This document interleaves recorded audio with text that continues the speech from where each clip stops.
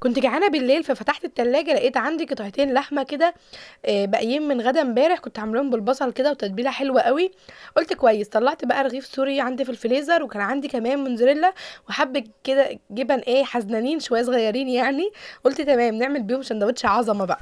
فردت الرغيف كده زي ما انتم شايفين، وبعد كده نزلت على طول بالمايونيز، حطيت كده حبه حلوين، انا بعشقه يا جماعه جدا.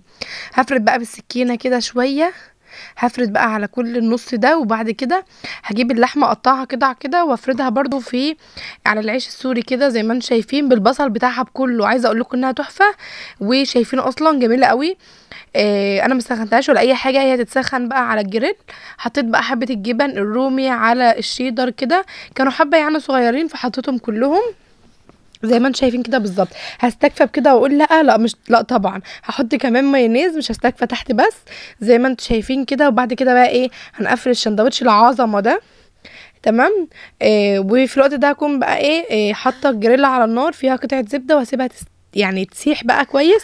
وبعد كده هاخد الرغيف ده احطه في الجريلا على طول زي ما انتم شايفين كده، وهسيبه بقى ياخد لون من تحت. وبعد ما ياخد لون من تحت اقوم قلباه على الناحيه التانية لحد ما يدي اللون الجميل ده اللي انا بحبه زي ما انتم شايفين كده.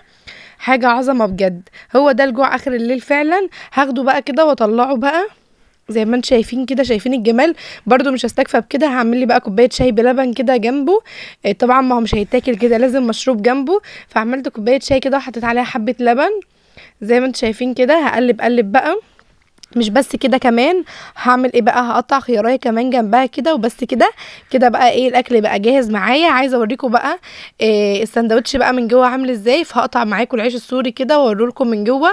عايزه اقول لكم ان بجد يعني العيش السوري لما يكون في البيت عندنا او عيش الكريب بينجز معانا قوي وبيبقى قوي. فالسندوتش حلو قوي الجوع اخر الليل يا جماعه. فطلع زي ما انتم شايفين بقى من جوه جبنه ساحت وكل حاجه زي الفل. استنوني بقى فيديوهات جايه كتير، وما تنسوش اللايك. باي باي.